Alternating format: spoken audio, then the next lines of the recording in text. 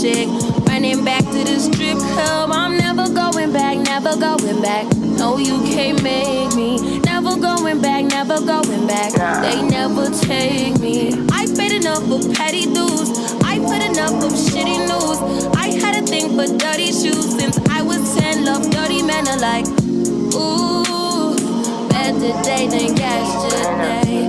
Ooh, I just take it day by day.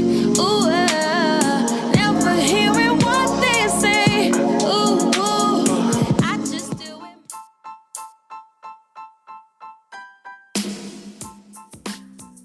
This is Melindsay's podcast with Mommy and Auntie Taiy.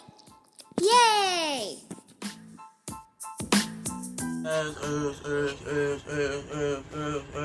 Stop. And let that motherfucker hammer time. Oh. Well, you know, I got the intro song, and actually, I've been playing it a lot, mainly because I was on my period last week, so I was definitely, you know, all I got is these broken clocks. I ain't got no time, just burning daylight. Oh my God, you should let SZA sing it. Shut up, bitch. It's still up. It's still up. She's still going. Shut the shit. Shut up. Don't let Hassan hear this. Oh my God. He like hates me. She used to sing and our brother Hassan would literally start crying. Because he hates me. He does not like me. She used to have me tickled. Like barely one note and he was like immediately crying. No, like one note and he making the face like bitch, shut up. And then he would just start full blown crying. Like tears and everything. Tears and drool crying. Shit. Oh my gosh. So the song you just heard was by SZA. Supposedly she's supposed to like have some new music, but TDE is like holding it.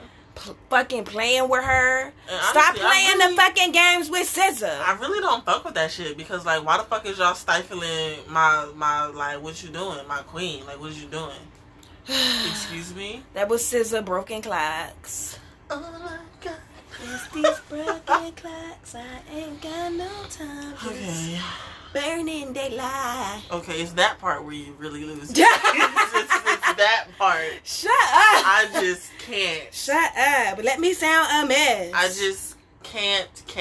Let me sound a mess, okay? At least you know. Shit. All right. All right. Let's get into our first segment. Checking you out. Thank me. Come over and check up on it. I'ma let you work up on it. Ladies, let them check up on it. Watch it while he check up on it. If it pop it, talk it, stop and check on me. I can't. So how have you been? I have been A-okay. My teachers are professors. My professors, yeah. Yep, it's college now. So they're never professors. been to college before. But my professors, she just, like, all of them just sent me out the week 1 lecture, and I think it's hilarious because class is on Wednesday, and they just sent it out tonight. So that means you're gonna be up all night. Yeah. In each lecture, the shortest one is my psychology one, and that one is 52 minutes. You can still work out though. I am. Yeah. I am. I'm gonna listen to it while I work out. Boom. Exactly. Boom. Yeah. I wonder if there's a correlation between like working out and like listening to stuff that's educational and like retaining it in my muscle memory. I wonder. I really kind of feel like there might be a little something. Might be a little. And chew gum too. Ooh, this workout's gonna be boring as hell. Mint gum in particular because it stimulates your synapses or your neurons. One of them. I learned that somewhere. Boom. Somehow. But all in all, good. I'm really trying to like get the fuck out of my job. I really don't want to do it. I don't want to pay bills neither. It's a lot I'm doing that I don't like doing. Woo, being an adult. Honestly, I really don't feel like I should be obligated to do this shit when my parents just decided to fuck and now I'm here. Like, they didn't ask me. They didn't ask me if I wanted to. You be the here. planned one too. I'm the planned one, and I'm the one that's like, get me the fuck out of here. That is hilarious. I was planned. Did they ask me? They never asked me if I was ready. Never. You were the planned one. Yay! Oh, she's shit. here. My baby sister is here. I was so excited.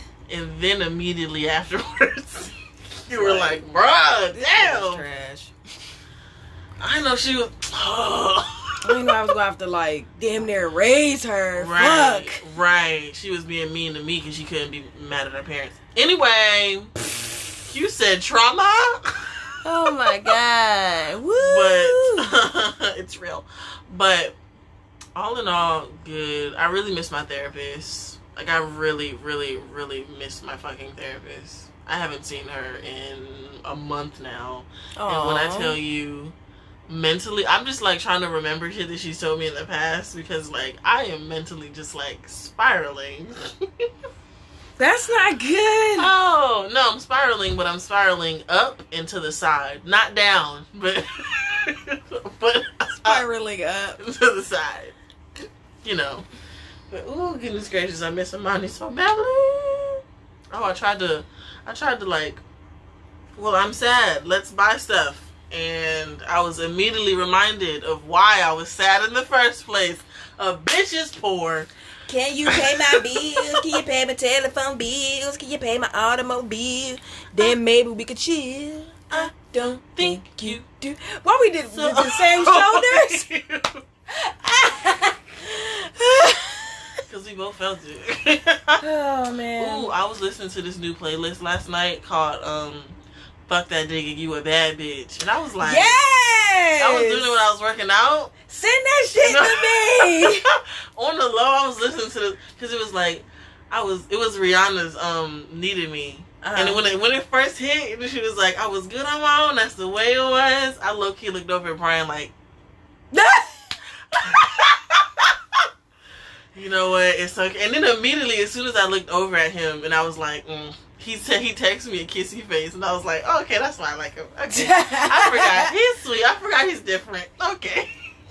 Yeah, you know, Rihanna said it best. She was like, you know, sometimes I just get tired of niggas. Like, I just get tired of men. I do. And I'm like, I feel that so much. Kel was getting on my nerves all day today. I literally rethink my entire sexuality at times. Like, I mean, I know I'm bi, but it's like, am I sure about this? Oh my god. Am I all the way positive? Man. Trash. But how are you? I'm good. Nate's medication does not work. It's over with for me. Of course, that's fucking work. I'm never off work. So fucking tired of these people. Anyway, that's low-key one thing I'm looking forward to when I become a nurse. Cause it's like, did you give room 3 the? Yep. But yeah, but what was I saying? Oh yeah, Nate's medication doesn't work, so he's gonna be on the generic, and instead of 20 milligrams to be on 10, and then he's gonna be on the dosage that only lasts for 4 hours instead of fucking 12. Apparently that's what he was on before. And I'm like, that's why his appetite isn't coming back. He's gone as fuck. Like, so how much weight did he lose? 5 pounds? Like 5 or 6 pounds. Yeah, nah. And then the doctor was like, he's still in the 50 percentile, blah blah blah. I'm like, I hear what you're saying, but he's still already skinny. Yeah, and we know what Nate is like. Like, he's super duper active. He wants to go outside. He wants to come in the house and feed everybody in the fucking neighborhood. Mostly himself though, because really he be taking shit out there. I heard him one time because I was already leaving, and he was like, I'm gonna give this to I don't know their names. Anyway, to them. I'm gonna give it to them. And then I come outside, and Nate is literally like, he put it like right behind your tire. So, like, his friends didn't know, but I was watching him, like, stealthily put these snacks behind here and not give them to his friends. This is just like, when I get hungry, I'm gonna run back over here, eat a little something. Oh my God. Nate is a mess. So we be thinking he feed the neighborhood. It's just him. But yeah, the medication was like messing with his appetite really bad. He was having like the dizziness, the headaches. His irritability was like on 100. So like, what basically was happening was when the medicine was somewhat wearing off, his irritability and aggression was on like 1,000. So like, remember how he was when he was like wore off the laughing gas? Yes. That's how he was in the back seat, fucking going berserk. Yes, like to a he point lost we were his both damn looking mind. at each other like, so we're gonna have to restrain him because he's going to hurt himself. He was like, and then he tried to like fight some kid in the neighborhood. Like he was like that same day. Yes, like he was like on 1,000. Like he was like punching the back seat and flipping out. All because the laughing gas were off. And that's literally how he was acting like every day at 3 o'clock. I was like, okay, no. Because I'm about to end up knocking this little boy head off his shoulders. Listen. And end up fired. Because you can't have an open defects case and work for defects. Work for them niggas. Oh, no. Girl. I'll be like, bitch. First of all, you trying to take care of these kids. What about your own? Okay. How you going to get parent aid? And you need parent aid? Oh, man. But, so yeah, that's just what's going on with that. And so that was like basically my full day today, was trying to like get that situated. And then she gave me the wrong prescription. So I have to go tomorrow to get the right prescription. I still have Zoloft at the pharmacy because my doctor was like, I mean, well, until you get to see your therapist, you should take this. And I was like, no. Girl. Yeah, so she was like, and Kelvin was the one who was like, maybe she's paid to kind of push Adderall. Because I'm like, why is she only... Most likely. I'm like, why is she only giving that as an option? Because when I was like, yeah, I would like to try something else. And she was like, well, all of my I was about to say clients. All of my patients do really well with Adderall. It's about finding the right dosage. And she was like, and then there's Concerta. And I was like, I ain't really feeling Concerta either. No. Because I had a client that was on Concerta and it made her like hallucinations and shit worse. So I was like, let's not. I mean, Nate doesn't have any of that, but let's not. I don't want him to develop. Yeah. I don't want him to develop anything either. Yeah. So yeah, she was like, yeah, we'll just find the right blah, blah, blah. So if this doesn't work and we go back and she tries to push Adderall still, I'm finding somebody else. Because at the end of the day, bitch, we're in Greater Atlanta. There's like 100, if not 500 more black pediatricians around here. So, and honestly, she probably is being paid to push it, because I mean that was something that was also happening at my old job. So like they'll bring us lunches, and then it's basically, so what I like to think of it is it's like glorified drug deal, because we're gonna feed you, we're gonna tell you all about it, this is what it does, these are our cases, this is the miracle, this is the one miracle out of all the kids who took it, this is the one kid that it actually worked on, so we're gonna exploit this child. Here's a picture of them smiling, this is a picture of them before when they weren't on it, and it's a picture of them like frowning. Like, yeah, it happens. It happens even at my current job. They'll be like, yeah, so what about that? It's over law. We got some tacos. Y'all gonna sell that? Entresto. oh like, my God. It's a real thing. It's weird. And they like give us samples to give out, so then people have to get on it because their bodies are used to it and responds to it well. Oh, okay. It's a lot. Yeah, and then I had to explain to the people at the pharmacy, because technically we still had, well, I ended up turning it in.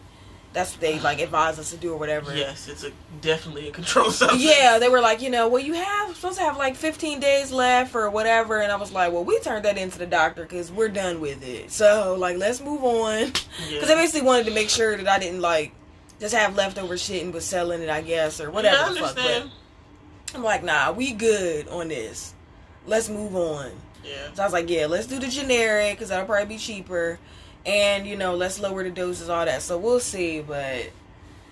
Because I'm like, there's at least 6 medications you can prescribe. Why do you keep trying to, like, push the Adderall? Like, if this shit isn't working, it's not working. So we finna see, because I'm not the one. You're not finna be having Nate out here acting like he don't have any damn sense. Now, his focus was better. But everything else, he didn't want to play outside anymore. He didn't eat. He wasn't eating. It was weird. He was like, he's been they've gotten better or whatever, because now he's not on the medication, but he was acting really funny towards Riley, and that's his best friend, so yeah. I was like, okay, yeah, this is not working out. Riley was noticing he was different. He was like, all you ate today was medicine? Riley was like, what the nah, bruh. And then they was like, let's go outside. And Riley was like, can you eat a peanut butter and jelly? Like, just... And I guess it got through to him, because he was like, okay. Man, so yeah, now he's coming down from it, and his behavior is... on fucking 10. He's mad. Now he's like shooting Riley in the head with Nerf bullets. He's back to his normal self, which is like lots of running around, very loud, very like they were outside playing in the rain today. Like we took him to the park. We want to walk there, and they like ran. Like he was like so excited to be outside. And I was like, okay, Nate's back. Your flower child, yes, sunshine. Nate's back. Oh, and another thing, he's only going to be on it Monday through Thursday. I don't care. Okay. What they're talking about, it needs to be in the system, blah, blah, blah. He cool on it. I'm not. It made him really weird on the weekends, because it was like this. And by the time I come home, it's already wearing off. So he's like kind of coming back into himself by the time I, come home. And on the weekends, I was just like, you just laying here? You just want to lay here? You just want to lay down? Not feeling it. I tested the waters, because he always dances with me. No matter what the fuck he's doing. If I come out this room and I'm bopping, he bopping with me. And I did it, and he just looked at me, and I was just like, oh. Ain't feeling it. Feeling it. Cause damn. I only want him to have it so that he can focus and retain the information. I don't really care about him being like that outside of school. Yeah. So he's only gonna take it when he needs to. I'm not like. Yeah. Well, he didn't get up and dance with me. I was like, damn, my little broski gone. Damn. He in there. The drugs just got him buried underneath. God damn. I'm like, I ain't feeling it. He only gonna be on that shit when he gotta be in school. I'm not. That's what Mark did. Fuck that. His parents were, because that's what they did. First of all, you're gonna wait until he's in high school to finally be like, well, let's just medicate him now. He's had these problems all his fucking life. Now you wanna fucking... Might as well leave it, shit. Right. He's been doing all right. Mark used to just take him whenever he had, like, a test. Like, that was it. Like, he would... And it was crazy, because he would come into school the next day after being on it and just be like, yeah, so what's up? Like, I was like, oh, shit. This nigga is wild. I literally watched this nigga run up a wall, do a backflip, and then like did like the finger guns at me, and I was like, "Whoa, woo, woo, woo. Okay." Oh my gosh! This is the lunch line. I don't know why he's doing this. This is a lunch line. We're all in line to get a sad burger. I don't know why he's so excited. Oh, sad burger. Oh. Okay, so let's get into hot tops. The hot topics are going to be pretty light because the main topic is going to be really serious. Heavy. Hefty. The bags. Hefty. Ah, the ghetto.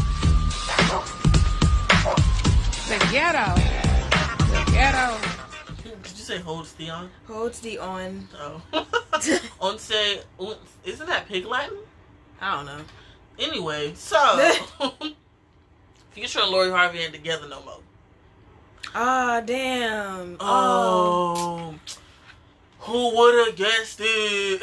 Was really rooting for them. Yo, I thought she was the one. I thought she was gonna be baby mom number 15 or whatever. I thought it was like 12. How many kids this nigga got? I don't know. Long story short, his dick toxic. Alright.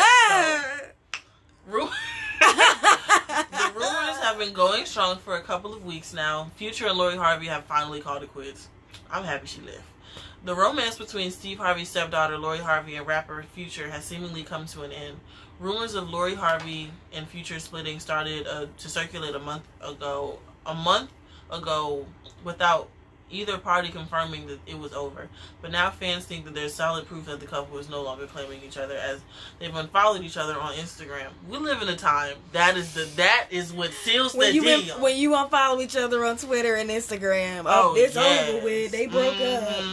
But both Lori Harvey and Future have deleted each other off social media. This likely indicates the end of their rendezvous, since they've been so vocal about each other on Instagram in the past.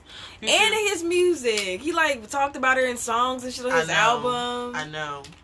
Anyway, Future previously posted several photos of the 23-year-old with romantic captions, and now they're all deleted.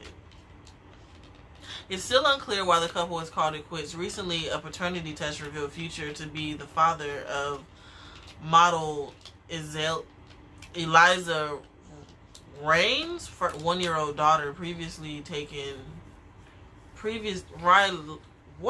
taken the Life is Good rapper to court. Why did they do that, the Life is Good rapper? Can we just call this nigga Future? Got me stumbling on shit. To court over failure to provide support towards their daughter, and demanded $53,000 a month in child support. Get that bread, get that head, and leave. Okay. Now reports, but don't get pregnant. Ooh. Now reports are flying that this is split into a real deal, and it's not a fake IG caption floating around that Future says, "Shoulda never gave a messy hoe a chance. My apologies to my fans." Why the fuck you apologize to his fucking fans? Niggas ain't shit. You need to apologize to your kids, because you ain't shit. Niggas ain't shit. He gonna apologize to the fans? Bruh. Never shoulda gave a messy hoe a chance? Where do you put your dick? In a messy hoe. God. Apparently. No, you the messy hoe, nigga. This nigga whole thought out this bitch. While the IG caption sloppy one at that. Doesn't appear to be real. Fans started to flood the internet with their concerns. Your face took me out. Look, okay, so this is my thing. Lori Harvey's 23. Yeah. She young, body intact. Snap. Probably birth controlled up, clearly, because she ain't, she knew when to leave. She ain't pregnant by the nigga. So, it's a good time. Once, shit start getting a little too real, I'm out. Because I'm not trying to be your 18 kid stepmom. God damn. Fuck out of here. Every weekend we got a different one. Yeah, every time we trying to go somewhere, one of your baby moms calling because they want you to come and get the kids. I ain't trying to deal with all that. No. Hell no. And I think his oldest is 17. She's 23. Whoa. Yeah. Ooh, his oldest is 16, 17. So it's just kind of weird. Yeah, that's awkward. And then 16, 17-year-olds now, no. They'll shoot that shot. Okay. They damn sure will. Oh my goodness. I think he in jail, low-key. Didn't we talk about that? Oh, that's sad. Yeah, it's in a gang or something, or some shit happened. Yeah. I remember. Yeah, and the mom was like, you need to pay to get him a lawyer, blah, blah, blah. He was like, he about to get that public defender. I'm like, oh, you don't give a fuck if you go to jail at all. At the fuck all. You don't give a damn. Future said, fuck them kids. Every single one I made. Okay? Future said, fuck it. Oh my God. Oh, every single one I made. Oh shit. Fucking wild. Oh, that's fucked up. But yeah, that's honestly what I felt like happened. We were all kind of looking at Lori please. Don't get pregnant. Please. Oh my God. Please don't get pregnant by this nigga. Come on, seriously. Sis. We know you can make it through without a baby. Please. You come from a good family. Please. Get out of here. You're young. You're a spring chicken. How long did it last? Maybe 6 months. Maybe. Yeah, this wasn't a thing in 2019. So yeah. It was less than 8. They probably quarantined together for a little bit. Realized this shit is too much. She was kind of over it. Okay. Honestly, I feel it. his kids came over one too many times, and she like, I'm not. Now every time she turn around, it's a different kid. Which one are you? Especially because a lot of his kids are young too. Like, yeah, 3 or 4 of them are in diapers. Fuck no. I'm 23. I'm not changing diapers. I'm not fucking with a nigga. If you got kids, I'm so sorry. You already motherfucking canceled. And if you're just like the one, everything is great. Oh my god. That baby better be more than 5. Okay? I'm not. Because niggas will fuck this shit out their baby mamas. I'm not here for it, bruh. I'm not here for it. I'm not here for it. And y'all need to be broken up for a while. Like, the baby gotta be 5, and y'all gotta be broken up for like 3 years. Period. We broke up 3 months ago. Nah. Because I'm not. Nah. What I'm not gonna deal with is that. Hell no. Yeah, nah. What Beyonce say? She's had half of me and she ain't even half of me. Oh. Fuck. Child, Ooh, you know what? When I become a nurse, can't nobody tell me shit. I'm gonna be out this bitch. No, but and see, Fucking okay, so like reckless. for me, Spicy. technically, I was with men who had children. They were just liars, but I I mean, well, honestly, same. Because I didn't know that Brett had a kid. 2 out of the 4 had kids and lied. I'm talking like post high school or whatever. Like 2 out of the 4 post high school for me. had children already and lied. And were like acting, begging me to give them a baby because they wanted a baby and blah blah. And they had like a kid. They were like a deadbeat to at least one already. You remember when I found out that nigga was bleaching his skin? You remember that? Do you remember that? Yeah. That's the nigga that had a fucking baby. He was weird. And he had a son. And then when he told me he was bleaching his skin, I was like, ew, like, don't fucking talk to me anymore. That's weird. You have a lot of self-hatred going on. He was like, but I love you. I was like, ooh, child, toxicity. Get away. You need to go somewhere. Get away. But yeah, so my preference, I don't mind 2 kids, 1 baby mom. Kids gotta be older though, cause Nate's older. Like, I don't want to deal with a newborn and all that. Like, I'm like, that's over with. Preferably kids that are about the same age as Nate. They can all kind of hang out. Whatever, we can, like, do the same activities. Yeah, we were all stupid 9 years ago. Yeah, like, that's cool. I'm not trying to deal with like a toddler that I gotta like cut up apples for and watch as they eat, and I don't want to do all that. That's too fucking much. I don't want to do all that. I don't want to deal with the car seats anymore. I mean, I got to deal with that at work. I don't want to like I'm all set. Something I've realized is I don't like children unless I'm working with them clinically. Because there's a beginning and end. Yes. It's like, okay, at such and such a time, I'm dropping you off and I can keep going. Like, exactly. Yeah. I don't like children. Like, I love little baby Carter. But if it was like, oh yeah, you gotta watch him for a weekend, I can't fathom. I cannot fathom the thought. Oh my gosh. No, unless I'm working with that child in a clinical standpoint, I'm annoyed. But yeah, more than likely that's what happened. It's like, because I could tell that he was way more into her than she was into him. Oh yeah. By like the captions and shit. Oh yeah. Like, she would post the same picture, but he would be like halfway cropped out of it, no caption. Yeah, or the caption would be like random like sweetie lyrics.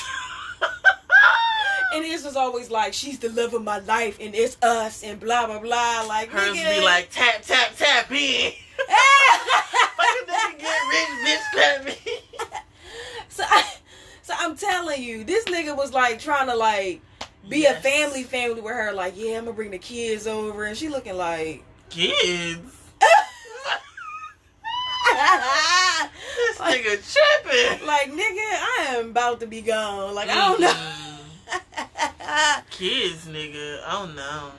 It's like, When I tell you I was so surprised Brian didn't have no kids, I was like, it's gotta be there has to be one Hamarsha. One. I was just I was just so ready for that one big thing to come out. Oh, I got a baby. She's 4 weeks. Like, I don't know. I don't know. Nigga, why are you even outside? Like, I was just expecting him to come with some immense amount of bullshit, because there's no way I'm gonna get a rainbow and there's no rain. Yeah. So where is that?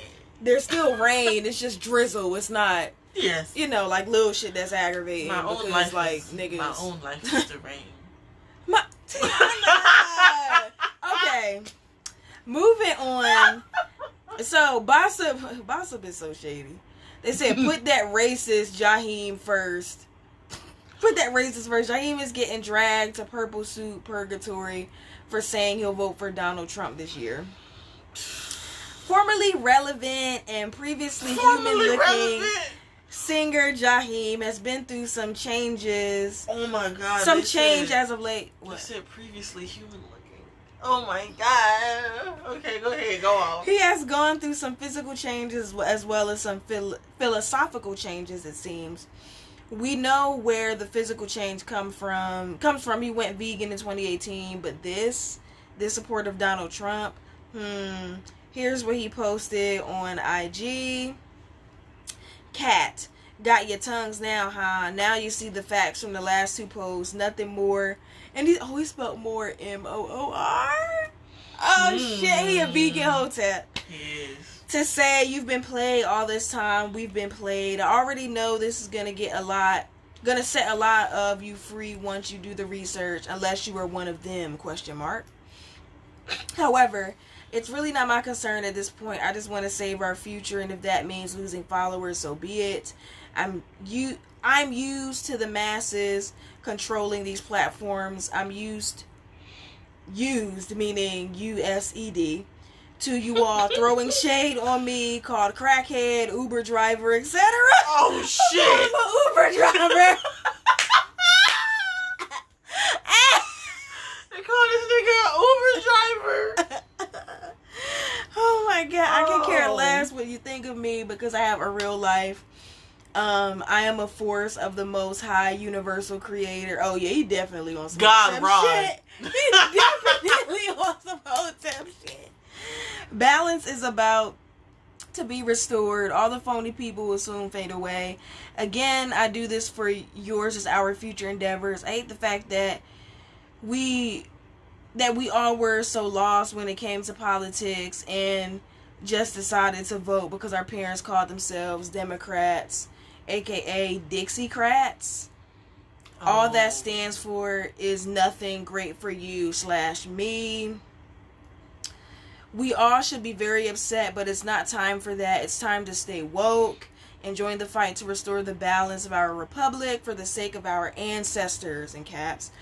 By all means, we must come out of this beast to restore the balance for our nation. Stop allowing ourselves to fall into the pitfalls of democracy's decisions to deceive every individual's vote for the evil. Bruh, okay. This is a long cat, bro. This is long This as sounded fuck. like one of my ex-husband's rants. I just put my life on the front line to speak out in favor to help you all. Now you know where my heart is. I'm not one of them.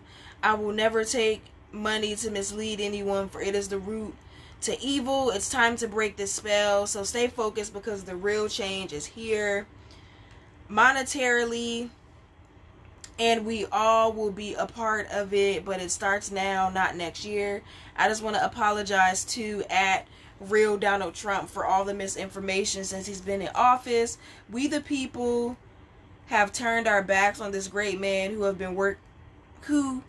been working effortlessly to restore the balance for the republic and didn't even take a paycheck. We all allowed the Democrats to lie countless times, but seeing is believing, in all caps. You all are so far gone, you can't see. Maybe it's the same water they've been poisoning Flint with, because we all followed wrong side for years. It time to wake up. And then Bossip says, okay. As a result... Okay. So... As a result, he's getting his ass dragged across the internet, and it's getting ugly for the guy. Somebody put, as if 2020 couldn't get any wilder. Jaheim, yes, the one. Yes, that one is a Trump supporter. Jaheim's sitting over there looking like brother Shaquille Sunflower. Talking about Trump saved a lot of folks. You really can't make this shit up. Oh my God, he does. Oh my God. Help this man. This is... He looked like his last name, El Bay.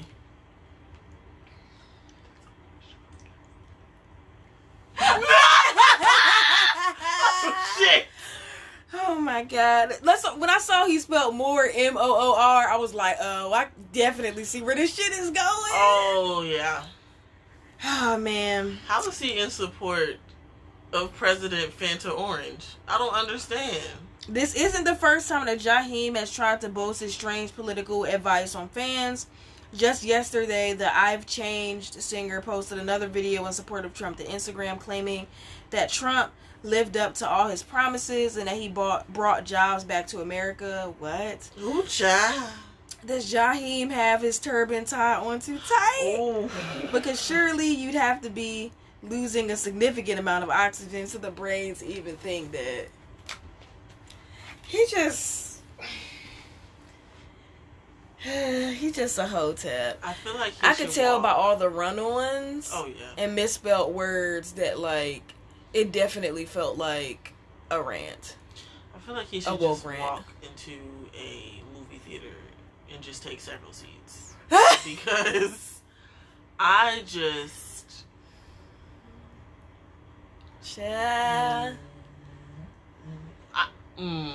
I don't even know.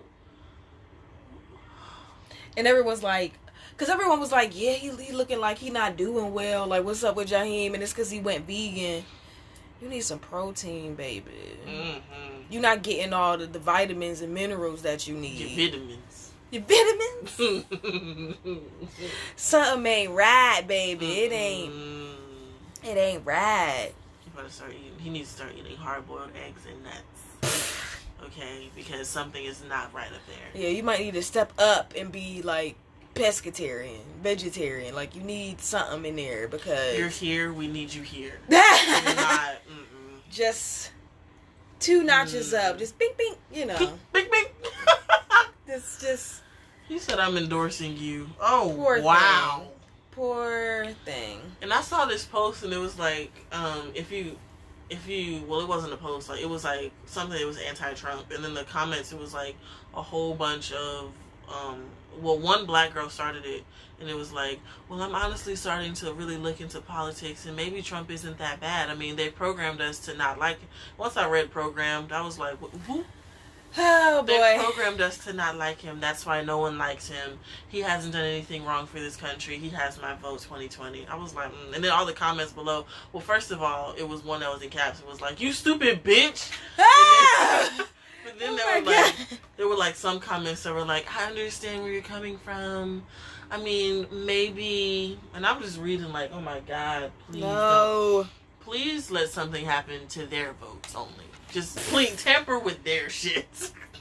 Oh, speaking of which, do what you need to do to vote in person. Yes. Like the mail-in shit. It's either not early reliable. vote, figure out a way to like get in the line to early vote, or like go out there on the day of, because the mail-in ballots, the shit with the mail is just like ridiculous. It's too much right now.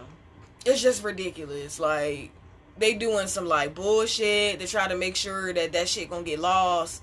Please get your shit, like, get the stuff now. Get your shields, get your mask, gloves. Like, please do whatever it is you need to do together. Mm-hmm. so that you can go in person and vote. Seriously, because get all your shit so it's together. Please, okay? Because please just in person vote. Yeah. Oh goodness. The absentee.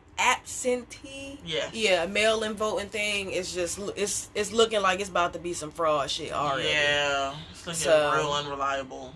Yeah, like they definitely on some fuck shit right now, period. Not trusting it. Yeah, so, but let's get into the main topic. You ready? Yes, let's All right. So for our main topic this week, we're going to be discussing in general, overall, why black women don't feel safe around black men. And we're going to touch on Megan Thee Stallion and the Tory Lanez domestic violence dispute. We're also going to talk about a picture that's been like going around on Facebook about like, basically a guy was like living in the basement or in like a garage. Okay. And it was basically like, would you hang out with a guy in this garage or in this basement? And anybody that said that they didn't want to hang out in the everyone garage, was, like, attacking them. yeah, they were like, you a gold digger and this is why, blah, blah, blah. Yeah. And it's like, okay. So, yeah, I just want to talk about, like... Garages are cold. So were basements. Unless it's a finished basement. This wasn't this was literally, like, concrete. Yeah, on the floor. Yeah, like... Ground. We'll also share the photo on social media, but... Yeah, like, it was... And you can, like, you know, give us your thoughts or whatever on social media, like, yay or nay to hanging out in the damn, like, basement or garage or whatever the fuck it was. Like, wherever it was, like, literally, like, concrete. And a bed. A bed, and, like... TV. They had the TV and shit mounted and stuff in there, yeah, but... and there was a shoe rack. And the bed looked like an air mattress. I don't know. Are we gonna talk about it right now? Let's go ahead and deal with it now. So, the problem that I have with stuff like this is, especially because a lot of people that were commenting on it, of course, were like black men, black women. Because the person that originally posted was black. Why is there an expectation or an acceptance for black women to be in situations that are uncomfortable, but, like, forced to act like it's comfortable anyway? For the sake of that man. Yeah. Like, I'm not gonna be comfortable laying on this air mattress in this drafty-ass garage or basement. Yeah. My back too fucked up for that. I have this scoliosis ain't gonna play with you. Like, I can't. And that, I just don't understand, like, are we just not valued like that? Are we supposed to accept this because we're not valued? Interesting. Like, this is just a question that I have. Like, do you not see that we deserve, I don't know, a real room? Yeah. With ventilation, heat? Yeah. A bathroom? Hotel air conditioning. Hotel air conditioning? The McDonald's Sprite version of fucking air conditioning. Oh my gosh. Like, anytime a black woman says, you know, oh, I would just prefer something that's a little more comfortable. Oh, you a gold digging bitch and you don't deserve that and you be wanting stuff that you can't even give yourself. Like, first of all, I can definitely afford my own apartment and or house. So why would I leave that to go in somebody's garage or basement? Like, Yes. And I don't care what the nigga's circumstances are. Why are you inviting me into this struggle? Why? I did not think of it that way, honestly. And that's a new perspective. Because when I saw it, it just looked like someone trying to make the best out of what they could do. But my thing is, when I don't have certain things together in my life, I'm not open to dating. Okay. That's what, okay, the people that were, like, in the comments basically making sense, myself included, were like, okay, because all the people were like, well, what if his house burned down? What if he fell on hard times, whatever, this isn't the time to date. Then why are you worrying about dating? If your house just burnt down, your focus needs to be getting in the house. Yes. Or getting things together and arranged. Right. Yeah. So that you can be back in another house or in, stable housing, whatever. Why are you still trying to, like, get ass and want me to hang out with you in somebody's basement? What are we doing? No. Yeah. What are we doing? And in my situation, with my fucked up back and scoliosis, and I used to sleep on an air mattress, a very comfortable one, still came with a lot of back problems. Okay, an immense amount. Even if you get a nice one, after a while, it's still like, all right, I need to be in something that's a little more firm than this. Like, I can't. Hurts. And I am not going to. I choose comfort over just about anything. Every time. The only thing that I am willing to be uncomfortable with is growth, because I know I'm not going to be comfortable when I'm in school and I'm struggling and blah blah blah blah. And see, I even remember. Go ahead. But that's for a bigger picture. When it comes to situations like this, I saw someone who's just trying their best with the situation that they had, but also someone who should not be dating right now. Right. Because if this is what you have, if everything that you own is what's in this room, there's not much in here. And I'm not saying you have to be this big baller ass nigga. I'm not saying you have to be this big baller ass nigga, but I just don't want. I don't want to have to settle, and I don't want to have to struggle and have to sacrifice with you. And that should be something that's okay, because women always, because men always say, specifically black men, if you wasn't there for the struggle, don't expect to be there, Right. But why are you open to having bringing other people into this? Some of y'all struggles never end. Like, that's also a thing. And oh my God, how long am I supposed to be forever. struggling with you? A decade, 20 years? When the fuck is the struggle over with? Also, men feel like if she's a quote unquote real woman, she's gonna help you out of that. You have to help yourself out of situations. Growing up, and I'm only 21. If it wasn't for me moving down here and being with you, that would have been a wrap. I would have just had my car, Yeah. So having. But you also didn't come down here and want a boyfriend the next day. Very true. I'm sleeping in my sister's living room. I want a boyfriend right now. No. I totally, and I didn't even think about having a girlfriend because I refuse to make a woman go through any sort of bullshit like that. I don't know, man. I just can't. Man, But I feel like there's a mindset that you have to have when you're in a situation like that of you're not focused on shit like who's coming over tonight. When I was sleeping in your living room, what I was focusing on was making sure I can make this the easiest, especially when I couldn't financially give anything. I was making sure Nate was good. I was cooking way more often than I currently do. Now that I give you money, it's like, ha ha. Fuck that. Oh my God. I can't stand Tayana. But I can't stand Tayana. But I was making sure everything was easier for you and things were more comfortable for you because I could not financially help you in that situation. Right. And I had no intentions of I'm finna talk to her, I'm finna talk to him. I wanted absolutely And you weren't out here I'm on my sister's couch or I'm sleeping on this air mattress, but I need to be with a nigga that's gonna pay my rent. Right, right. I need a nigga that's gonna put me in a Benz. I need a big body. No. And honestly, I'm still not like that.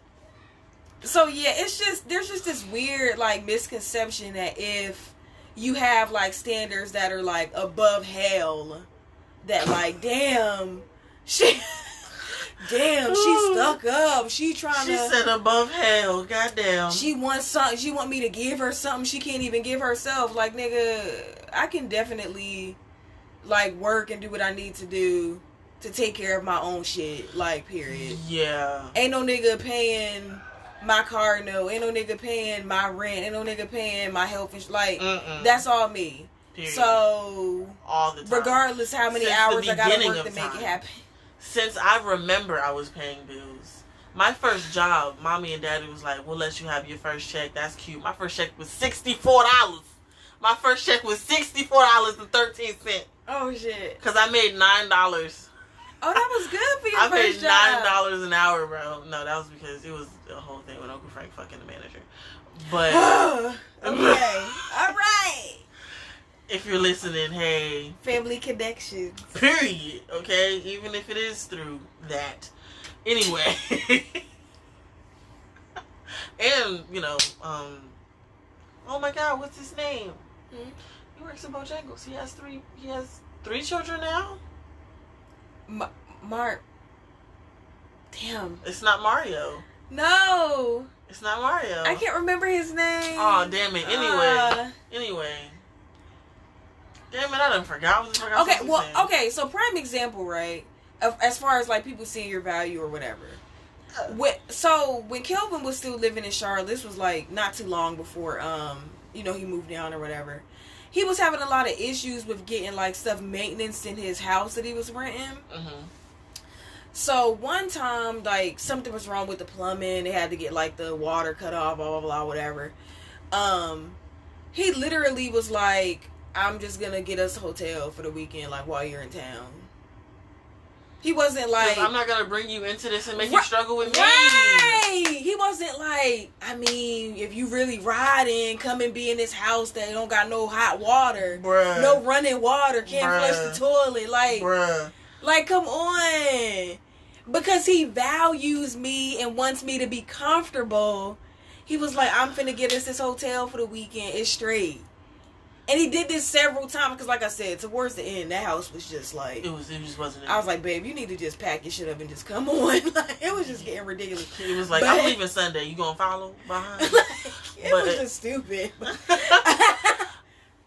It was like, you need to stop paying the rent here. Like, that's how bad it was getting. Like, I realized that I was no longer valued in my relationship of 6 fucking years when I had moved down here at the time and I was going back up there and I'm on a mega bus to come see him. I'm taking an uncomfortable ass mega bus. My back is burning on this fucking mega bus. I mean, I'm in so much pain to see this nigga. And mostly only that nigga because he just refused to let me see anybody the fuck else. Including my parents, which was a big problem. oh my God. At one point, I think I was about to call mom and be like, hey, just pull up, please. Please. You remember the address? Oh my God. But he ended up taking me over there. But anyway, I remember he told me he didn't have any money. He was like, I don't know how I'm about to do this. I don't know how I'm about to do that. I don't have any, like, you know. And I wasn't making no fucking money neither. So, I mean, who the fuck was I to be like, ugh, I'm not finna go. And I spent my money on that fucking ticket to get up there. So Right. I literally had, I remember I had $15 to my name. And I gave him $15. And I had $30. And I gave this nigga half of everything to my name. And I was like, just buy the little things, some essentials, whatever. Oh, yeah, so y'all could eat, right? Yeah. Yeah, And I get up there. I remember that. I get up there. He has a cookout tray for himself. One cookout tray for himself. And he has a gram of weed. So do you want me to drink tap water? Am I just supposed to drink? And that, honestly, when I remember writing in my diary, my little diary, before I got my gold pages, bitch. And I remember writing that, like, I wrote exactly, I shouldn't have to ask for respect. I shouldn't have to ask someone more than once for whatever it is that I want because they hurt me the first time. And I financially... So even when we were together and I lived in Charlotte, it was me who was financially supporting that relationship. Yeah. I was the one paying. If we went somewhere that was more than $20, because nigga Chipotle is an expensive date for him, I was paying. If I wanted to, let's go out and eat pasta, let's get dressed and go somewhere, it was me paying for it. Whether Right. I was paying for gas so we can get there, Right. or I was paying for the meal, or both. It was me financially doing it. And this whole this misconception of accepting sacrificial love because you're a black woman and because you're supposed to struggle and because because we in this struggle together. Yes. Why? How come me as a black woman why do I have to struggle with you? Right. I don't want to have to struggle with you because I'm dealing with my own struggles as it is. And there's a difference between like I say all the time, there's a difference between, like, you know, ebbs and flows and things that just happen, like, in relationships and, you know, we'll get through this or whatever. There's a difference between that when we're already established and, like, I just met you and you want me to hang out in this basement. I'm not doing that. No. You need to work on getting yourself together a little bit and then, like, you need to circle back. And Seriously. I asked him, like, do you want to just get a hotel? And I literally just got paid 45 minutes ago, okay? I just got paid from Cookout 45 minutes ago. I was working at Cookout, bitch. Working at Cookout, bitch. I remember that. And I just got paid literally like 40 minutes ago. And I was like, I looked at my account, I looked around, and I was just like... And I had so much just love and just like acceptance for him and so much patience for him. Girl, I slept. And I almost spent that money on a hotel so that we could just be somewhere. When I was with what's his face, I literally slept on the floor on a pallet with this nigga. Was putting gas in his car, taking him to his appointments, cooking food, all that shit. Like, you know, like I had the energy for it. I was a lot younger. You know what he gave me? Some shit I can't even say on the air. Like, yes. like that's all he gave me was a bunch of lies, gaslighting, bullshit. I only pay my T-Mobile bill on the west side. You know, with the one on the west side off of because I'm fucking the girl that worked there. Mm-hmm. And he ain't even paying the bill. I was paying the motherfucker. I'm putting the money in your fucking car so you can drive to the west side to be in this bitch face and give this hoe the money I gave you to pay that fucking bill. So yeah, like that whole like, you know, some people just need you to believe in them, and all them raggedy niggas got a plan. Mm-hmm. Quote unquote got a plan. And honestly, I've struggled so this much. Raggedy nigga still raggedy. Mm-hmm. Still struggling. Ooh, so is 6 year nigga. It's been years later. Mm. So that whole like, you know, sometimes you just gotta hold them down, and eventually, when does eventually come for these niggas? He still ain't got shit going on. Like, and with me and with both of us dealing with that much bullshit because we love somebody, because we genuinely gave our hearts to someone. right. And that's how we're repaid. I don't feel like either of us deserve anything less than what either we're currently getting or what we are going to be getting. Right. Because no, I've dealt with too much shit at the hands of a nigga, and so have you. And honestly, I'm not dealing with no more shit from a nigga. I was talking to Brian last night, and I was like, I used to drop niggas constantly. My family gave me the nickname. My family gave me the nickname of, what was it? Wrecking Ball. Yeah. Yeah, because I was coming through, fucking shit up, and I was out. Period. And the first sign of me feeling like we not with the same shit, I'm out. I'm not giving you no explanation. Yeah. And honestly, call it what you want to call it. Yeah. Granted, that is a bit toxic because, like, you know, I ain't gonna say it's a bit. That's toxic. Nah, it's toxic. But I'm not dealing with that shit. I'm not putting up with that. I have a lot of patience. You learned it earlier than me because I done been dragged a couple of times before I was like, you know what, I'm done. I'm not. You don't have to tell me more than once that you don't want me around. When the signs that this is some bullshit are presented, I'm out. Like, I'm not giving a bunch of chances to it. I'm just not. Like, because that's how you get sucked in. You can't see red flags through rose-colored glasses. Everything just looks pink. Right, yeah. Everything is just love. I'm good. Why did I give this nigga half my check because he broke his phone? Because love. Why did I give this nigga the other half of my check because he needed some shit with his bills? Because love. Why did I end up poor as fuck, getting yelled at by mommy and daddy because I can't pay the fucking Wi-Fi bill? I'm making sacrifices to help you out as if I ain't a whole single parent my damn self. Child. Okay, so on to the Tory and Megan situation. Wait. Just to sum that up, because I know black women listen to this podcast. Please, or people, period, okay? It doesn't matter what creed, color, whatever the fuck. Please, stop accepting sacrificial love. Don't make a rainbow out of sacrificial love. Please. Please. Okay. And what we mean by sacrificial love is where it's constant sacrifice. Every time you turn around, you're bending over backwards to help and to do this and to do that. Yes. And it's not reciprocated at all. It's like if you were down bad, this person would be gone. They wouldn't be in a position to help you at all. So, like, oh, I have an example. This nigga broke his phone. I paid to get his phone fixed. I break mine because we get into an argument. He hit my hand and my phone smacked the wall. Shit shattered. It was an iPhone. Shit shattered. I look at him like, what the fuck? Are you gonna pay for that? Like, nigga, you did it. And he was like, don't you get paid on Wednesday?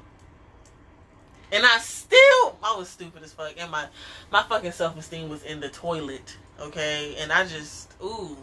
You know what? I got that phone fixed, and the first person I texted was him.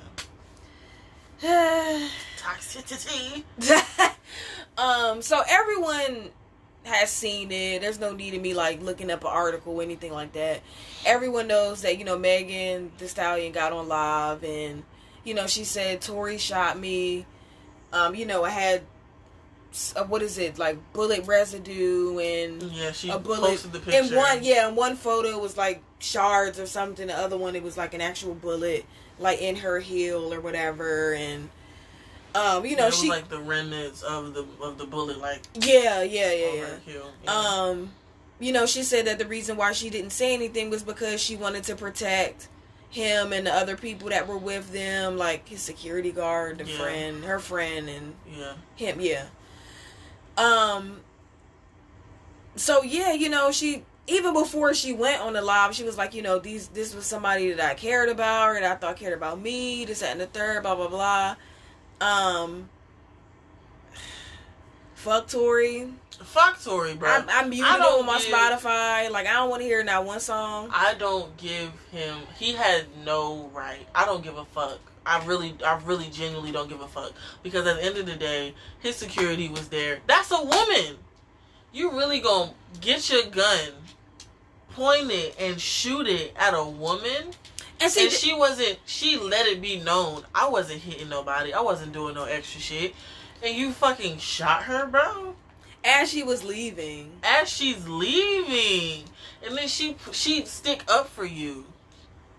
And then because police are killing black men and she don't want that to happen to you. And you still like trying to slander her and make it seem like it was something that she could have did and blase. Like, there's no way to see this and not feel like fuck Tory.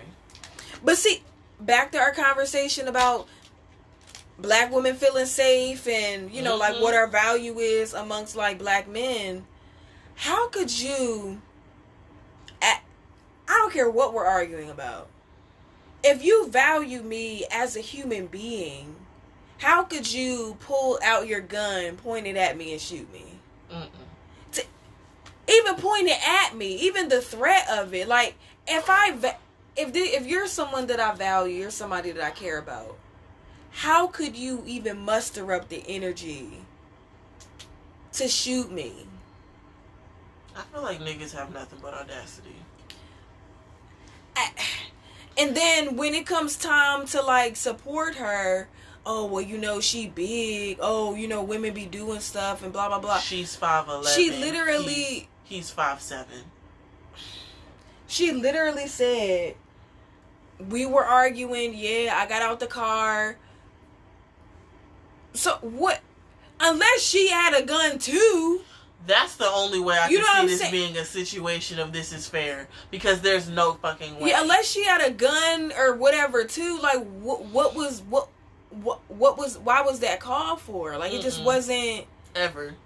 You never valued this person. You never cared about this person. That's the only way that I can like see something like that making sense.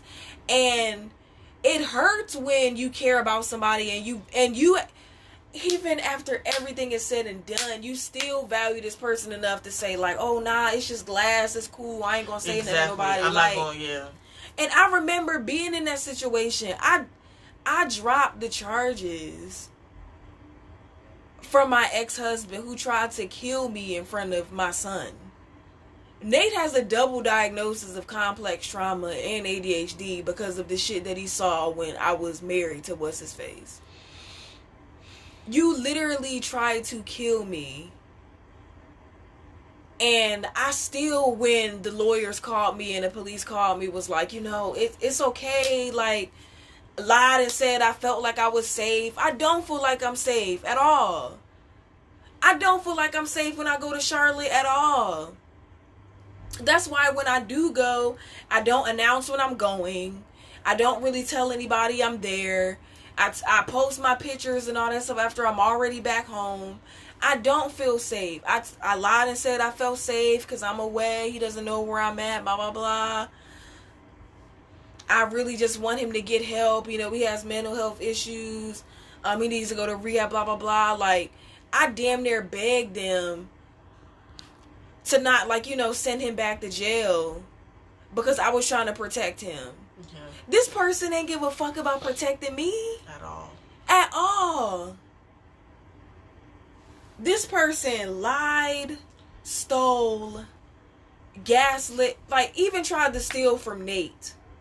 He like, literally took my child support card and tried to buy drugs. But couldn't, thank God. Because, you know, there wasn't anything on there, like, so, you know, thank God the transaction didn't go through. But all cheated, like, all kinds of just stuff I can't even, like, talk about. And you still protected him. And I still protected him. I still valued him. Mm-hmm. I still valued him. You saw zero value in me. The only thing I was trying to do on that day was leave peacefully. And he tried to kill you. And he tried to kill me. And I was hesitant about even calling the police. I didn't call the police until we got to a neighbor's house. And he knocked down, like, 2 elderly women who were like, you know, I was just at their house trying to use the phone. I was like, oh, this person doesn't give a fuck about anybody. Rampage. He's on a total rampage. Yeah, I was like, oh, yeah. Give a damn. I was like, he doesn't care about anybody. If you can knock down the queen mothers on the ground like they ain't shit, just to get to me so you can continue to hurt me, I was like, oh, it's done. It's over with. Like, yeah, no. Even after that, I was still like, okay. You know, and then he told his lawyer, yeah, you know, he says once he's done with all of this, he's going to go back to his boxing and he's going to be the heavyweight champion and all that. And I was just like, I just laughed because I remember how I used to believe everything he said too. Like, he just has that energy. Like, he just draws people in and makes people believe that everything that he says is like gospel. And the truth. And it's written in the stars. And yes. Like, I literally wrote in my book, like, I remember when you were my God. Like, anything that you said, it was. Exactly. It simply was. It simply was. And, like, but when it was time to reciprocate that, it just wasn't there. At all. Every time it was time for you to make a decision for your family, the betterment of your family, the betterment for your marriage, you didn't do that. You didn't care about that. Opposite. You chose your addiction and you chose yourself. It was very selfish. And in this situation with Tory, and then him trying to, first of all, this whole situation is fucking weird because your security's in the car too. Then why you got the gun? What the fuck is you doing with the fucking gun if you with security? And then Tory earlier inside of an interview said, I don't bring my gun with me unless I'm going somewhere I know I'm gonna need it. What the fuck were you doing at this Jenner Kardashian house? Why you need it when you hanging out with a bunch of women? Why you need your gun then? And you have security. What you need your gun for? You have security as well. Why you need your gun when you hanging out with your girlfriend or not? Well, I don't know if they were officially dating or not, but why do you need a gun when you're hanging out with women? For what? And everywhere you go, there's security. You definitely don't need to be the person with the gun. And then for you to literally shoot this woman who's trying to leave peacefully. If she just left and no shots were fired, this wouldn't even be a big situation. This would have been blown over in like a week or two. And then her situation comes out, the story comes out, and there's a whole bunch of niggas. Hell, nobody would have knew about it at all. Period. Her situation comes out, and there's a whole bunch of people, because I won't just say niggas. There's a whole bunch of people, men in particular, who are like, I mean, she almost 6 foot. He 5. Everyone. First of all, everyone keeps saying he's shorter than he is. He's 5'7". Who gives a fuck how tall? And I really don't give a fuck how tall this nigga is at all. Fuck him. Fuck Tory Lanez. You're a bitch ass nigga. Because why the fuck would you pull your gun out on a woman? It doesn't make sense. Make it make sense. It's just ridiculous. To me, there's no way to look at the situation and feel like Tory has a ground to stand on. Zero. Get this nigga to Canada, put this nigga in jail. I don't want to.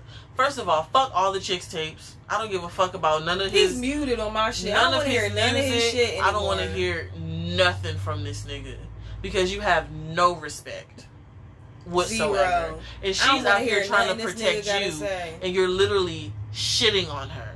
But that always happens. And then you got people. I'm talking about not even like just broadening the conversation. Every time situations like this happen, we're always the ones trying to protect them. It's like I don't know if it was on Twitter or Facebook, but it's like we can't be your shield and your target. Yes.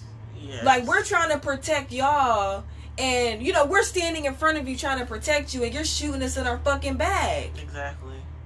Literally, you literally shot her you literally shot her from behind, and she still tried to protect you from the police. And then it was quiet about it. She went on with her life. She got whopped out.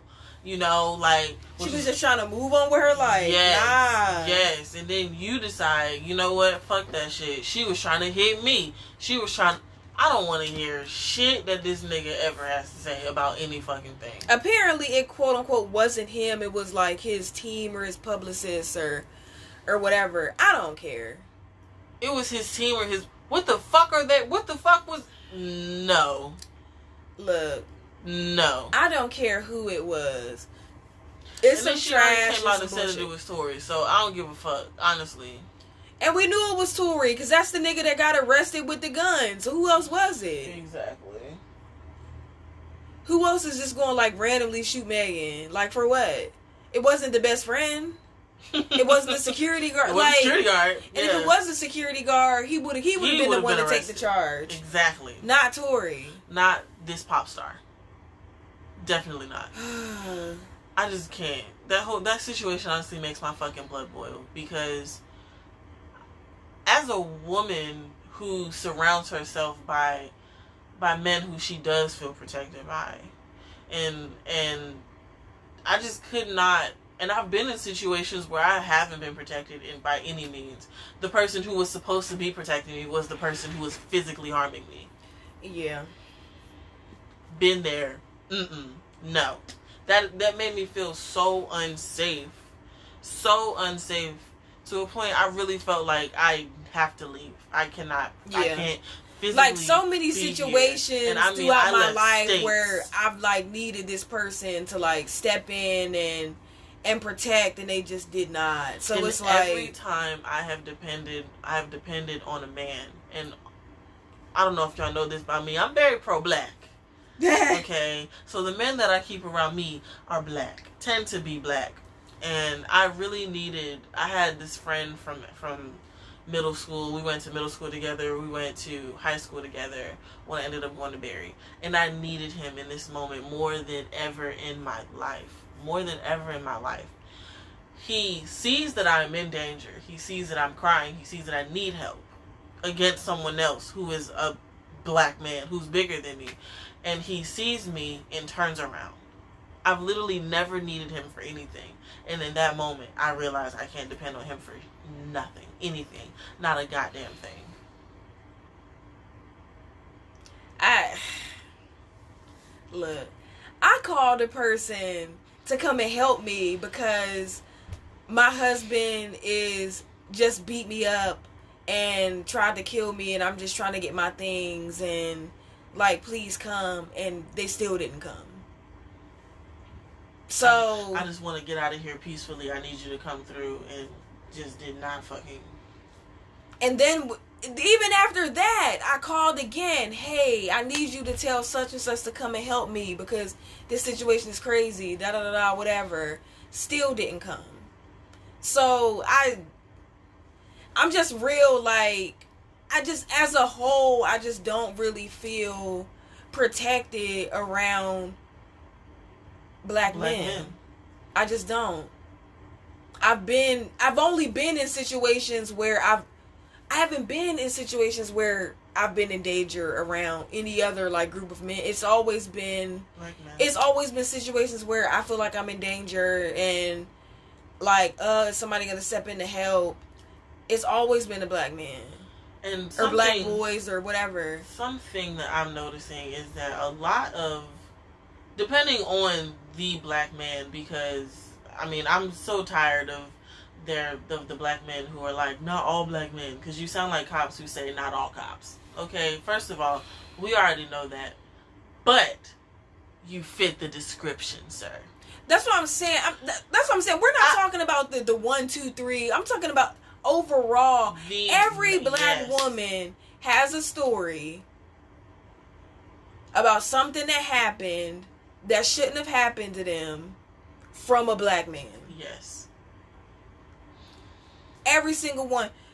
We're the most likely to die due to domestic violence. Megan could have died that night. Definitely. I think about that so much, especially with you. We have the highest rate of girls between, 14 and 22 or something to experience rape. Who are we raped by? The men that we're around. We're around black men. Come on. As a whole, there needs to be a huge step up. Because if this is how black women are feeling, and because this is how black women are feeling, right? Being around black men, get it together. And I really don't want to hear any fucking rebuttal. I don't want to hear anyone say, "at the fuck all." Okay? Stop sitting around and watching your homeboys do dumb shit that's crazy. And then you not saying disrespect anything women or doing anything. There was a video of this group of boys who threw a black girl, group of black boys who threw a black girl in a fucking dumpster. No value. They don't see the value. And it's crazy because we hold They would never up. do that to anyone else. Ever. They would never do that to a white girl, Hispanic girl, Asian girl. It's only us. We're the only ones who are seen as trash. It's only us. They don't do that to other women. They don't. That would have never happened if she was a white woman, if she was any other woman.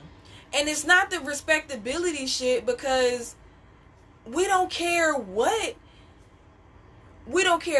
happens. Anything that ever happens to any black man, any kind of black man, criminal, rapist, whatever. I think allegedly the guy who Blake, whatever. Yes. What's his name? Is it John Blake? David Blake? I feel really bad about forgetting his name, but there's so many names. And we're gonna talk about it next week anyway. But even Jacob Blake, allegedly or supposedly something, he's like a rapist or something. We're still on the front lines, ready to protest for him because y'all shouldn't have shot him and this, that, and the third. It doesn't matter if you have a background, if you did some crazy stuff, whatever. Anytime something happens, we're still there to try to protect you. We don't care. We are the Black Lives Matter movement. But when it comes time to protect us, she a hoe. She, a stripper, or she used to post twerk videos, or she got 3 baby daddies, or it's always some kind of excuse as to why you don't value us enough to protect us. But we don't do that to y'all. Ever. Anyway, I guess to wrap this up, if you want to share your, in fact, you know what? I want to hear some positivity. Yes.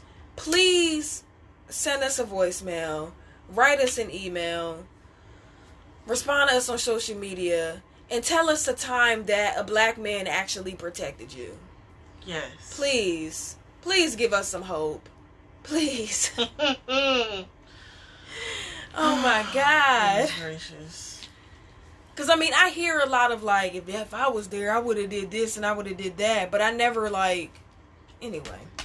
So, yeah, give us some hope. Email us, melindsay@gmail.com. Leave us a voicemail. The link will be at the bottom of the show notes for that. You have to do it through Anchor. We're at Melindsay Podcast on everything. IG and Facebook. So, yeah, just give us some positivity, please. And let's end this with some positivity.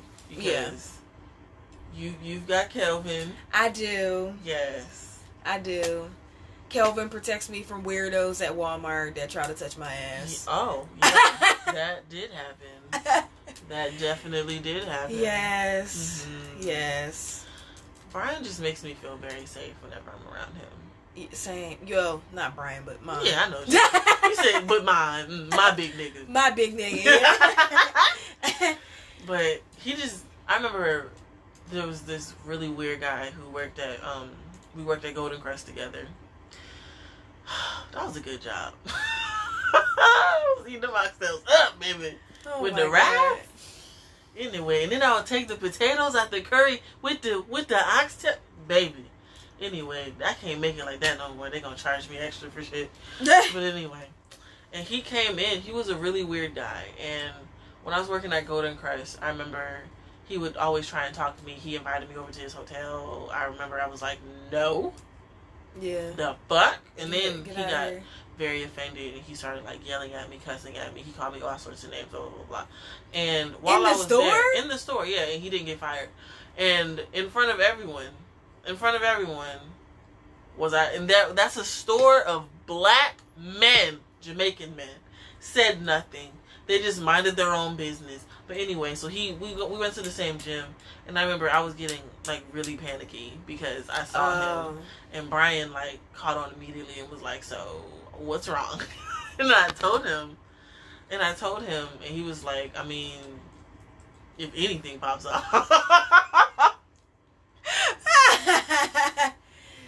And it just made me feel protected in a way that I honestly haven't felt since I was like, whoa, wow, that's sad. I've honestly never felt protected by Honestly, there hasn't been any like crazy, well, not like crazy situations. It's just the micro stuff. So like, yeah, when we go for our walks at night, he makes sure that I'm like walking on the inside. He's like right next to me if we're walking like by a park that's not well lit. Yeah. Anytime I'm going somewhere at night, besides like work, of course, he's like, "Oh, I'm gonna come with you. We'll both go to Walmart or wherever we're going." You know, like he's just always kind of right there. Like he makes sure I'm on the inside of the sidewalk, like that type of stuff. It's that like, shit is fucking nice, bro. yeah. He didn't miss a day when that horrible situation happened. He didn't miss a fucking day. Kelvin was like, I got the burner. And so was Brian. And I was like, we're not getting up to do anything. Let's just relax. So was Brian. When I told Brian, he had one question, and I was like, so where you at? Where's he at? And then I had He was sitting there like, bruh. He was, when I tell you, if Brian would have came as soon as the situation happened and their energies collide, it would have been a wrap. We would have been able to stop that. We'd have been like, well, let's just get this bail money together because both of these niggas are going to jail behind. Yeah, but yeah, we do have men that are protective now, but it's just hard to get used to when you've been surrounded by men who like have watched crazy situations happen and haven't protected you and did absolutely nothing. Yeah, so, and even in some cases did nothing and then turned around and talked about you because of that situation that damaged you. So yeah, let's move on to, well, you want to do the music segment first? Oh yeah, Flava. Okay, yeah, so let's move on to Flava in Your Ear. New flavor, brand new flavor. Time for new flavor in your ear. I'm kicking new flavor in your ear. Max brand new flavor. Okay, introduce the segment. So this Okay. This is my favorite segment. It's Flava in Your Ear. I'm sure y'all heard the the good transition song. And and this is just where we introduce songs where that like an older song that we fucked with and a newer song that we currently are fucking with. And for this one, my new song is WAP because if the shoe fits. Anyway, and then my old song is Normal Girl by SZA because you always need a balance. Okay. And duality is real. Duality is real. So my new song, it just came out today. The video was cute. It's Woman by Nayo featuring Lianne Havas. I'll have to listen to it. Yeah, it's cute.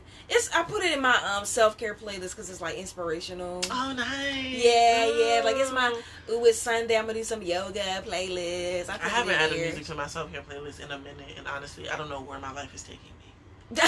I really don't. Maybe you should spend some time adding some songs to it. I feel like I should. I feel like I need to explore new artists.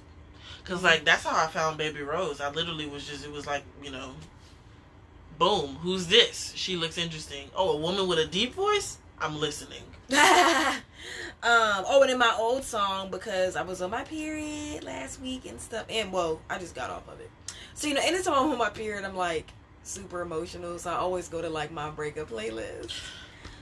And it's Changed the World by Eric Clapton. Okay. And Babyface sings the background vocals. Oh, wow. So, like, if you, like, really listen to it, you can, like, oh, that is Babyface. First of all, like, I didn't know that. I think he wrote the song. Oh, shit. Wouldn't be surprised. It's a really good song. Yeah, he's wrote for, like, everybody. But, yeah, the hook is, if I could change the world, you would think my love was really something good. Baby, if I could change the world. And it's like, who hasn't felt like that during, like, a breakup where you, like, really want to be with a nigga, God. But you gotta leave because, like, you ain't shit and you don't, like, value anything I'm bringing at all. Like, what did he say? He said, I would be the sunshine in your universe. I would be the sunshine in your universe. You would think my love was really... And then, you know, Babyface, something. I was like, oh my God. Oh my gosh. That nigga wasn't shit. White Boy with Soul. Eric Clapton. But yeah, that's my oldie but goodie. All right, let's move on to the Get Into the Money segment. You gotta update me on the interview. Everybody, man.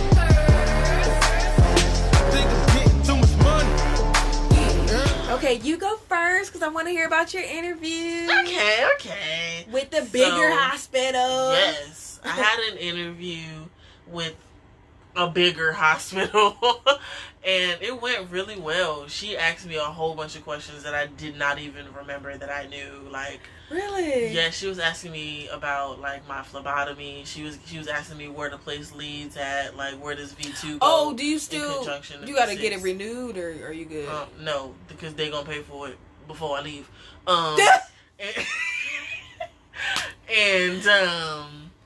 And she was asking me about, like, tiger top tubes. What do you do with them? What's the additive that are in I know they quizzed you. Damn. Oh yeah, they quizzed me.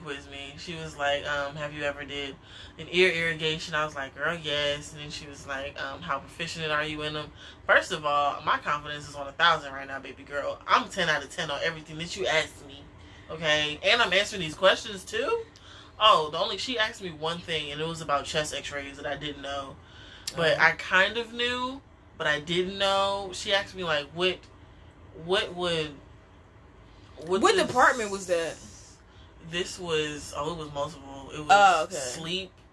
It was sleep, urology, neurology, internal medicine, and I think it's a sprinkle of peds in there as well. And there's 8 different offices, and I would have to literally float to every single one of them when it's my turn. Yeah. But she said you would be notified about floating 5 weeks before you have to go. I was like, 5? What? They are so much better than these motherfuckers. They sound like a well-oiled machine. And I asked her, like, so how did you guys deal with COVID? Because currently I'm not making any hazard pay, pandemic pay, none of that shit. And I work in the front lines. So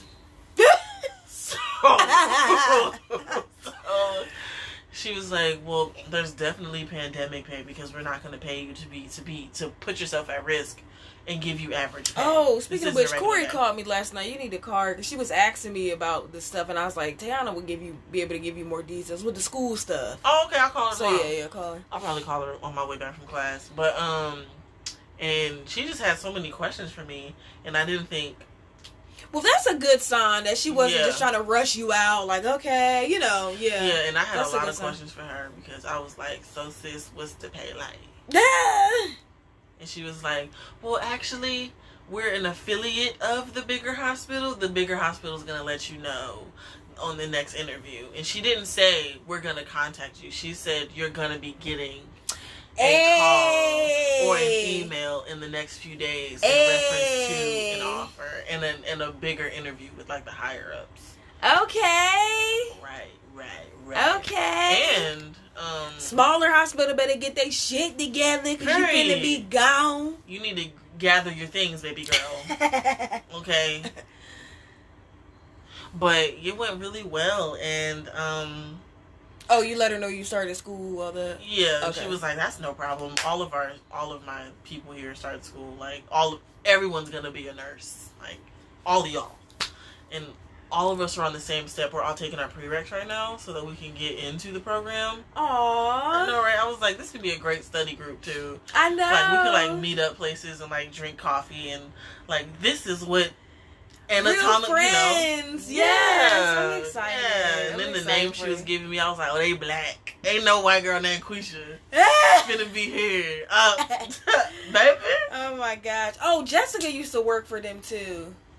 Oh. Remember? Yeah. Oh, that's dope. I'll be going over there, maybe not this weekend coming, maybe the next. When you said Jessica, I thought you meant my Jessica. No, mine. I was gonna say, she worked with crackheads. Oh shit! So do I. At the pain management clinic. I too work with crackheads. I miss her. Anyway, but so I got the day off with my job and went to the interview. And one of the PAs there was like, "Well, I don't know what you're trying to do, if you're trying to go anywhere, but I will definitely write you a letter of recommendation." She read the room. So she said that. Another one of them said that, and I have like a cardiologist. Like every doctor that I've ever worked with has never complained about me. They've always really liked me, appreciated everything that I do. I get you through and through. Okay, I don't be playing no games. The longest I spent in a room today with the patient, and that was with an EKG, was 6 minutes. I'm getting this shit done, bitch. And she asked me in the interview, like, so how proficient are you? My first job as an MA, I came out of the room, my doctor was like, you're moving way too fucking slow. Those are her exact words. You're moving way too fucking slow, and I need you to get it together if you're going to be my MA. And that, honestly, hurt my feelings. I ain't gonna lie. I might have cried at lunch. But oh my God! I may or may not have cried at lunch to my mom on the phone. Who the world may never know. But honestly, that put me in a mindset of, you know what, fine, fuck it. I'm gonna get all of this done. We gonna get this done right. And that's gonna be that. Right as rain, we're getting it done. Fuck it. And I took that with me to this hospital, and I'm gonna take that with me everywhere I go, because I'm just naturally. And that's why they always trying to give you more work to do, because they like, oh, she doing good. Like, no, that don't mean I need to do double. Exactly. Like, no, they know I'm gonna blow through it, so they give it to me. But yeah, it was nice. Okay. Oh, and my current job, they're like, we're losing too many people to the bigger hospital. We're about to reevaluate. We're going to pay you guys based on cost of living, not based on experience. We're going to let you guys know in September. So I'm just over here with the beak waiting. Well, it needed to be a combination of both regardless. Exactly. If I've been here for 10 years, I shouldn't be getting paid the same amount as somebody that's been here for 2. Like, bruh. That's, And my thing is, so they start off, they give you cents for your raise. And then if the year isn't good, if we had like a not so good year like this year, there's no raises. And they also took away pensions. So even if you were grandfathered in, so sorry. That's gone. You want that back? We spent it on gloves. Our bad. We spent it on gloves, so. Oh my God. Sorry about that one. Oh, and man. I'm just so ready to be in a new place with new people, and I'm so tired of just being fucking poor. And when something comes, I want to be able to save money. I want to be able to, like, oh, something came up, boom, I got the money for it. I don't want to have to be like, damn, I don't get paid until blah blah blah. I know I don't got it. Like, I'm done struggling. I'm so fucking tired of struggling. Yeah, so work for me has slowed down. And I'm trying not to get aggravated by it because, we're basically already in September. We're supposed to move in October. Like, this is when I need my checks to look good. And so I didn't really. This is about to sound bad. I didn't really care about the other client that ran away. Oh, okay. I don't care that you broke your elbow. No, okay, so she literally turns 18 on like September 9th. And she was complaining that she was going to run away from like day one. No. Okay. So, like, you know, she eventually made a decision and she left. Like, as she walked out the door, she said bye. I said bye and like watched her walk out. Like, what the fuck am I supposed to do? All right, then, get your keys. Well. Exactly. Well, I'm just going to, you know, follow the protocol. Like, that's all I did. So, after that, I was like, okay, well, let me just try to pick up whatever I can pick up until either she comes back or I can, like, get another, like, overnight BA.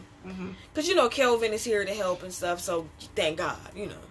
Because then, like, shit, like, how am I supposed to work during the day and, like, exactly. you know, do this stuff with Nate? So, I pick up, you know, these 2 day shifts or whatever. I worked 9 a.m. to 9 p.m. yesterday. Fucking trash. I was so tired. Oh my God. Working the 12 hours during the day is like, it's so much more work. Oh my God. And then she's a white girl that doesn't like to be around white people. Oh, interesting. Girl. Interesting stance there. So annoying. Like, her wannabe down ass was getting on my nerves so bad. She kept asking to touch my hair. The answer is no. Then she kept talking about how, what did she say? She said, I don't date white guys anymore because when I was in a group home, my white boyfriend got beat up by this black guy, so now I only date black guys. And I was like, girl, they all trash until they're at least 30. Yeah. Regardless of race. So, regardless. Unless he's like an Indian prince, and the only thing that makes him bearable is the money, honestly, because he's still dumb. They're all just trash. Stupid little men. Trash. But anyway, so yeah, then she was like, because she wanted to curl her hair or whatever, because her first day of school was today, but I had it yesterday. She was like, can you curl my hair? And I'm like, I don't really... Bang! I was like, I don't really know how to do white girl hair. Like, what? I'm so sorry, babe. I don't know what to do with this little straw thing. And she was like, I was like, you need to wait for the next provider to come, because I knew it was a white girl. I was like, she'll be able to, you know, curl your hair. I just feel like, you know, I know black people do better hair than white people. And I was like, I don't know how to do hair at all. Like, what the fuck? And then she looked so disappointed when I was like, I don't know how to do. What did she say? She's like, you know how to do braids? No. Girl, they ain't gonna slip right out. And if anything, it's gonna rip from your scalp. And you're gonna be bald. I was like, no. She looked so disappointed. I was like, that's why you don't need the stereotype. That's why you don't need the stereotype people. Even if I did know how to do braids, I ain't putting them shits in your fucking hair. Girl. No. Girl. And it's not like I stereotyped you and your white boyfriend at the last group home was actually your brother. Like, no. Oh my God. Your cousin. So yeah, that's what I was saying. So I literally picked up a night BA shift yesterday. Oh. Had it set through the end of September, and then, you know, they would have picked up more hours. I would set Monday night, because we record on Tuesday night, Wednesday night, Thursday night, Friday night, set. Supposed to start working with him Friday night, because I was going to do Friday and Saturday just to kind of get started. It's an autistic boy. Okay. Yeah, autistic African boy. I was like, oh, he's probably cute. He's probably super adorable. So I get an email today saying that at this time we won't be needing BA services because he's been 1013. Oh. I'm like, I was like, we're me and my coworker, we were like, cause she was working mostly days with him, and then I was working the nights. So we was like, boom, tag team, babe, we in there. We the dream team, baby. These hours. We need this money. Let's go. Yeah. So we were like, we understand. Just let us know. Like, we were both like, fuck. Because her car just broke down. And she's like, I'm trying to get these hours. I can get another car. I'm like, I'm trying to get this place. Like, I really need these checks to look good.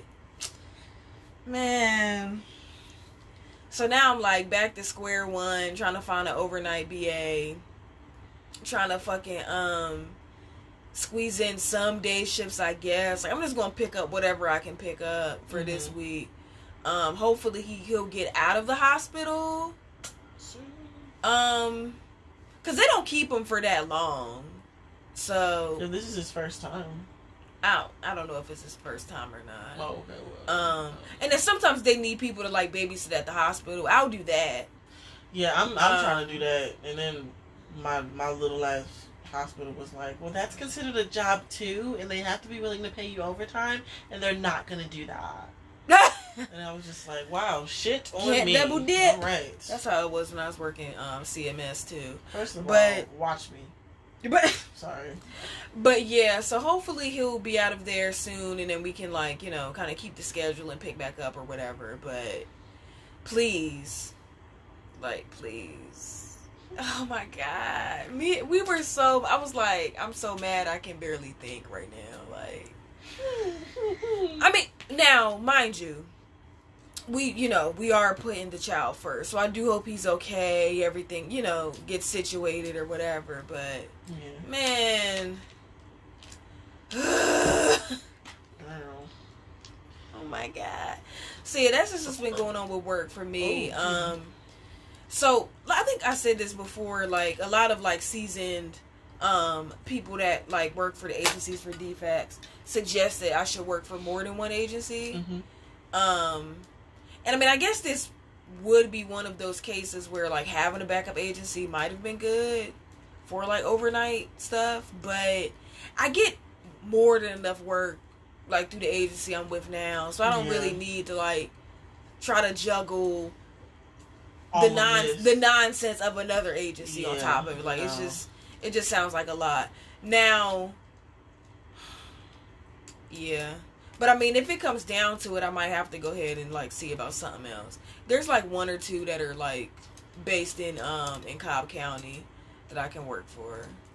And hopefully I'll, like, be able to stay in Cobb as far as, like, the driving around and stuff like that. Especially because the state changed, the Georgia defects changed, like, how they're paying for, like, transportation and stuff now. Like, they're barely paying us to drive these kids around. So I'm like, if y'all acting like that, that's another reason why I wanted to do overnight, because I don't have to worry about going places with them. As soon as I get there, something for you to eat, a snack, maybe take a shower, get in the damn bed until the next morning. Like, that's it. Was already taken care of before I got here. All the meals were already taken care of.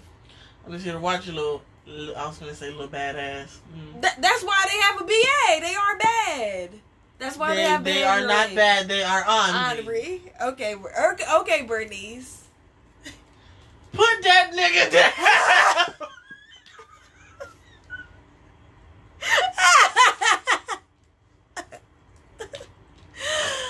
Oh my God, we love you, Grams. We miss you so much. So much. Oh goodness.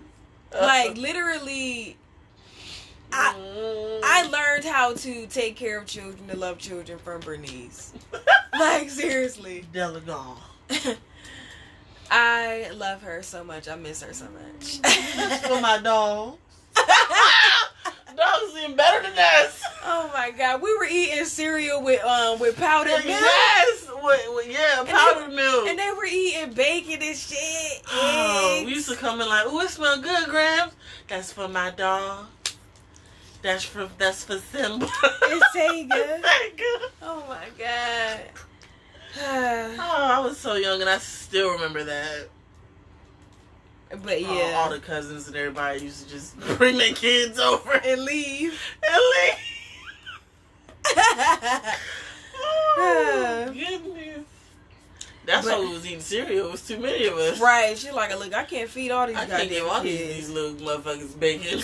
Look, it ain't enough. Mm-hmm. So y'all gonna eat this cereal out the bag. Mm-hmm. Yes, out the you bag, are. not the box. The bag. Out the bag. Mm-hmm. But we were never hungry. Never hungry. Period. And I treat my clients the same way. If it's over the budget, so be it. I'm not finna have you out here hungry. Like, I don't care. So, like I said, like, I learned how to take care of children from her. I'm learning through Peds and Nate. Because Nate is teaching me patience and to to not erupt. In ways that you don't even didn't even imagine. Yeah. Yeah, it's crazy. Because, like, wow, with Nate being just a... Yup. Just learning out here. Oh, we're learning. But let's get to my favorite segment. Donations. Gifts. Yeah. I can't. Donations. Gifts. Okay, that whole thing wasn't on there, Tiana. No, I was about to say something, but I'm gonna chill out. Good. Thank I'ma you. chill out. Thank you.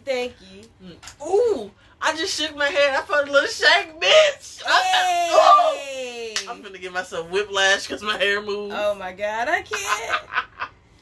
So yes, this is my favorite segment. Donations. So we're having some issues with Tayana's wish list, like the link. Yeah, that's the I don't only know link I why. can get. I don't know. Yeah, I don't know. Try to do it through the app. See if it'll let you Yeah, I'm about to see something. Cause it's a public one, right? Yeah. It's Okay, not yeah, it's private. weird. So yeah, we're trying to figure out what's going on with the wish list. So yeah, she's still looking for donations for that.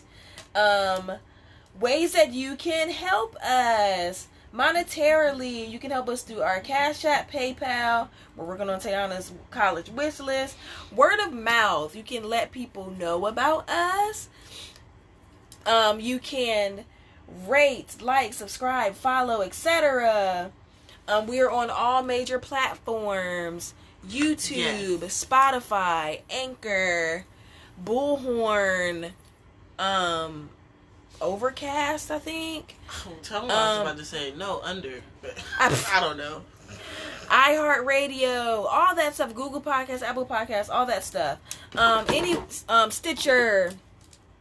So yes, like, rate, subscribe, all that stuff on there. Engage with us. Follow us on social media. Leave comments, all that stuff on @Malinzi Podcast. You said what? All that. Oh, that, yes. I thought you were talking about the link. So yes, we are going to get the working link, and it's going to be in the show notes for Tayana's college wish list. Also, leave us a voicemail. The link to that is going to be in the bottom of the show notes, and you have to do it through Anchor. And also, leave us a voicemail at I just said voicemail. Leave us an email rather at malenzi@gmail.com. That's MILLENZEE @gmail.com. Yay! Did you find it, or what was happening? Yeah, I just found it, but I'm trying to add this laptop to it as well, because if you're gonna give me some. Anyway, but yes, like, we really want your feedback this episode. We really want you to give us a story about when you were protected by a black man, or just when you felt like you were truly valued by a black man. Yes. Give us your positive stories. We don't want to come on here bashing every time. Yeah. Definitely not. Please. Then we're gonna get the what is it? Trying to hold the black man down. Oh my God. Yeah, Kelvin was like, I think I'm gonna skip this one. I don't want to hear about y'all trauma and shit. And I was like, okay. You think we're gonna be on here like, and then giving each other tissues and shit? Oh boy. But yeah, I think we did a show. You think we did good? We did a show, bitch. Yeah. See y'all later. Peace out. We finna eat chicken. Kelvin put his foot in that chicken. Kelvin put his foot in that chicken. It was so good. Ooh, child. Can't wait.